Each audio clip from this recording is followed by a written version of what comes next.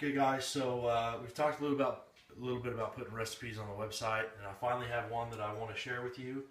This is actually Kim Regal's recipe. It's called honey chicken. So before we get into that, I'm going to talk a little bit about our chicken. As you know, we are pretty big advocates of buying from local farms, knowing where your food comes from. This particular chicken we buy, we get from Horman's Meats in Springfield. And this chicken comes from a family farm out of Marshfield where it's cage free, antibiotic free, so the chickens are allowed to get out and peck and scratch. So to start out with, what we're going to do is we're going to brown our chicken breasts in a pan. And before we do that, we're going to add some Kerrygold butter, which is Irish grass-fed butter.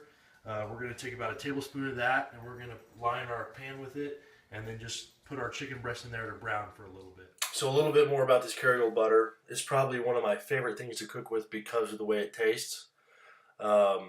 Kim actually uses olive oil. I just really like this Kerrygold butter.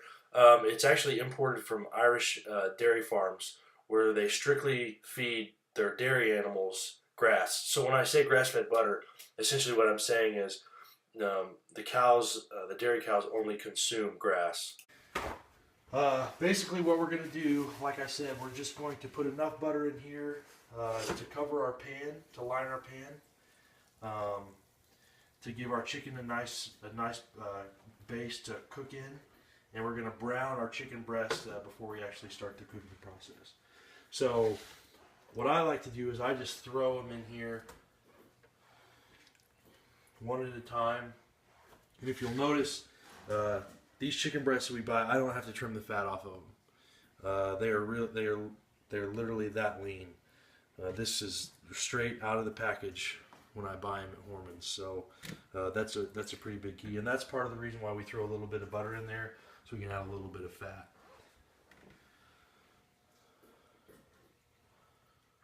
So about 18 minutes has gone by. We've let these brown for about that time period. 9 minutes on each side, and you just kind of want to get it to that texture and that color. You don't want it to be, falling apart yet, but you definitely want it to brown first before you start the actual cooking process of the honey. All right, here I'm adding simply just garlic salt.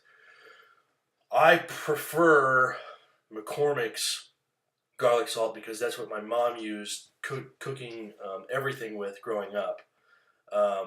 Didn't have that with this. Next, you're going to see me use garlic powder, and then here, seasoned pepper. I really, really like the seasoned pepper, and I like the Lawry's brand. The thing about the pepper is it's really, and I don't know what the right word to say is, but it's really intense. It has that seasoned pepper has an intense flavor, and when you mix it with the sweetness of honey, it's just kind of it kind of enhances the flavor of everything. It just makes it taste that much better. So shout out to Kim for nailing this one.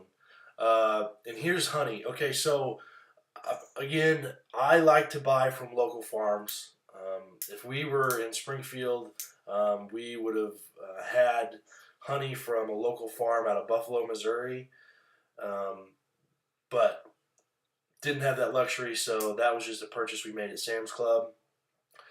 The key here is you use about 1/4 of a cup to start out with. I don't measure it. I mean, let's be honest, if you can't lose weight and get lean, adding some honey and butter to your chicken, then you have bigger issues here. But the key is don't go crazy overboard with it, just enough that it's going to cook and soak into the chicken. I'm probably going to add about 3/4 to a cup of water here. And then I'm going to let this cook for another probably 45 minutes or so.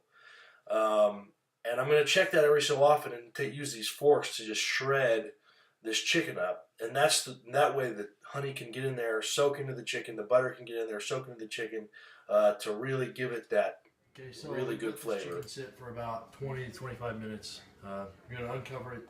We'll probably start shredding it with the forks. Let it cook for probably another 20, 25 minutes, and we'll probably add a little bit more honey and a little bit more seasoning to it. So when you do this, you can tell that chicken is starting to get a little brown. It's become a little more tender. I got this piece here that's a little more white, so I'll probably try to shred it up first and put it towards the bottom. You'll see that chicken's just starting to fall apart. Probably also turn it down just a little bit because it's pretty warm.